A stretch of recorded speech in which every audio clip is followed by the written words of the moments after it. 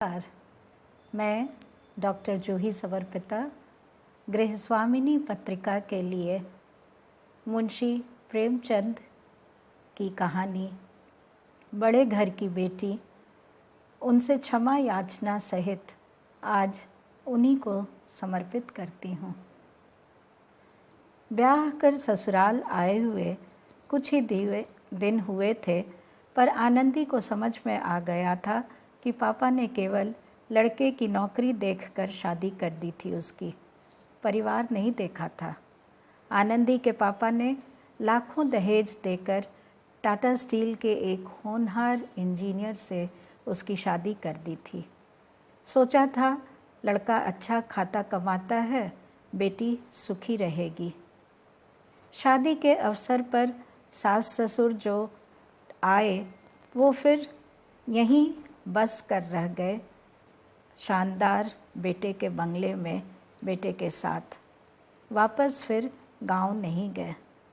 आनंदी ने तो पति के साथ कभी न हनीमून मनाया या फिर कभी अकेले रोमांटिक कपल की तरह रहने का लुत्फ़ उठाया। शिफ्ट ड्यूटी का सिलसिला ABC चलता रहता। आनंदी प्रत्येक सप्ताह अपनी दिनचर्या को पति की दिनचर्या से एडजस्ट करती रहती।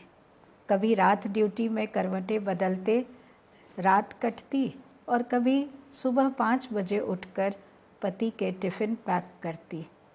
फिर उनके जाने के बाद सास ससुर के भी फरमाइशों को पूरा करती। अरेंज्ड मैरिज थी, सबों के दिल दिमाग को समझते समझते वक्त लग गया। घर गृहस्थी की गाड़ी चल रही थी और आनंदी को पता ही नहीं चला कि कब वह माँ भी बन गई। पति श्रीकांत अपने शिफ्ट ड्यूटी से बंधे हुए थे और आनंदी अपनी गृहस्थी के खूंटे से। न तो किसी किटी पार्टी की सदस्य बनी और न कभी किसी टीवी सीरियल को फॉलो किया। सास ससुर पति बच्चे देवर से फुर्सत ही कहाँ मिलती। पर माँ का फ़ोन अक्सर आता। मम्मी अक्सर कहती, अपने लिए समय कुछ निकाला करो बेटा। पैर की जूती बनाकर रखेगा तुम्हारा पति यदि तुम अपने पाँव पर खड़ी नहीं हो सकोगी। मम्मी ने कई बार समझाया था। बेकार ही तुम्हें MA करवाया। तुमसे कितनी उम्मीदें थीं बेटा, पर तुम तो ससुराल में ऐसी रमी हुई हो कि मायके के तौर तरीकों को भी भूल गई। अभी जब तक तुम्हारे पापा मम्मी हैं, तुम्हें किसी तरह की कोई कमी नहीं होने देंगे। पर आनंदी को इन बातों का कोई असर नहीं होता। उसने कभी भी अपनी मम्मी से शिकायत नहीं की, किसी की भी। सास ससुर की सेवा करती और धीरे धीरे परिवार में उसका मान सम्मान बढ़ता जा रहा था। देवर लाल बिहारी के साथ भाभी का हंसी मजाक का रिश्ता कम था। दुनिया जहान की बातें हुआ करती थीं।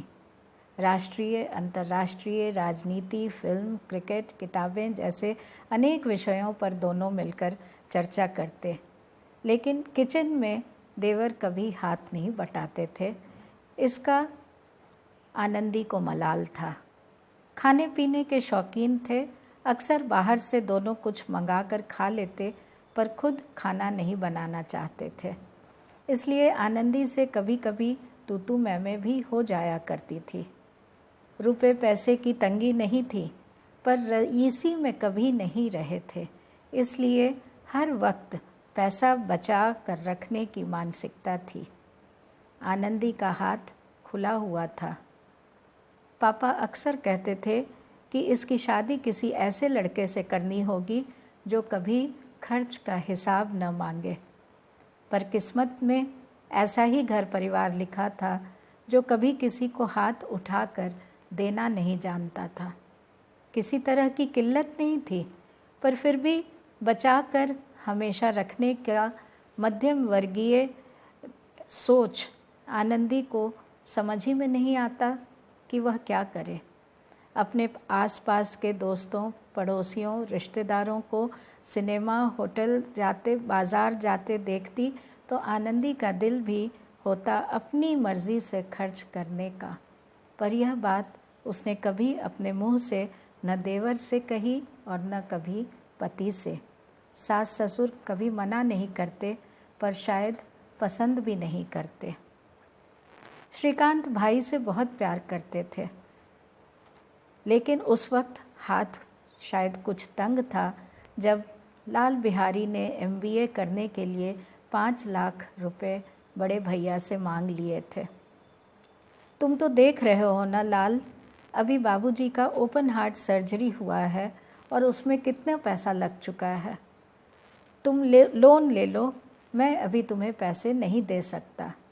श्रीकांत ने अपने प्यारे भाई से थोड़ी सख्ती से कहा था। लाल बिहारी को भैया से ऐसी उम्मीद नहीं थी। ऊंचे स्वर में उसने भी श्रीकांत से कहा, यह मत भूलो कि तुम्हारी इंजीनियरिंग कॉलेज की पढ़ाई के लिए बाबूजी ने कितने दिन ओवर टाइम काम करके फीस जमा की थी। आज यदि तुमने बाबूजी के लिए कुछ किया तो क्या एहसान जता रहे हो? यह तुम्हारा फ़र्ज़ था।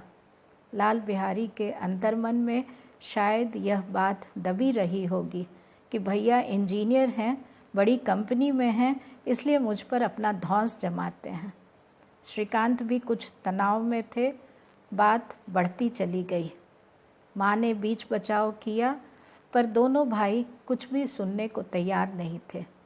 गुस्से में लाल बिहारी ने जब कहा कि ठीक है, अब आज से हमारा तुम्हारा रिश्ता ख़त्म, तब माँ ज़ोर से रोने लगी। बाबूजी कमज़ोर दिल के इंसान हैं, कभी ऑपरेशन के बाद पूरी तरह स्वस्थ भी नहीं हुए हैं और तुम दोनों ने ये क्या नाटक शुरू कर दिया है। माँ बेचारी धर्म संकट में क्या करे, किसका पक्ष ले। आनंदी किचन में सारी बातें सुन रही थी। बहुत सारे मन में उबलते दूध की तरह विचार आते, फिर उन्हें फूंक कर शांत कर देती। उस रात किसी ने खाना नहीं खाया।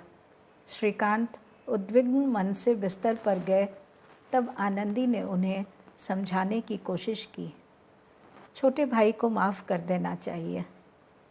पर श्रीकांत के दिल में कांटे की तरह लाल बिहारी की बातें चुभ गई थीं। अपना अधिकार जताना चाहता है लाल बिहारी, तो ठीक है, मैं ही छोड़ देता हूँ इस घर को, अपने अधिकार को और अपनी पत्नी को लेकर अलग हो जाता हूँ। उस सारी रात आनंदी ने छत देखते हुए बिताई।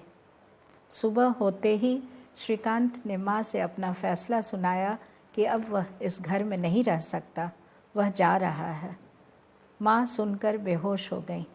आनंदी ने जल्दी से पानी के छींटे डाले और उन्हें होश में लाने की कोशिश करती रही, पर श्रीकांत आत्मग्लानि से ग्रसित दूर मुट्ठी भींचे खड़ा रहा। हम कहीं नहीं जा रहे माँ, आप निश्चिंत रहिए। लाल बिहारी के MBA के लिए मैंने कुछ जमा कर रखे हैं, किस दिन काम आएंगे। आप ही ने तो सीख दी थी ना माँ बचत करने की। आप कहती थी ना गाढ़े वक्त के लिए बचा कर रखो। अब इससे अधिक मेरे पास कुछ नहीं। कहते हुए आनंदी ने लाल बिहारी के हाथ में एक ब्लैंक चेक दे दिया। बाबूजी बिस्तर पर लेटे लेटे सब सुन रहे थे। धीरे से बुदबुदाए, बड़े घर की बेटी ऐसी ही होती है, दोनों कुल की लाज रखती है। बड़े घर की बेटी ऐसी ही होती है।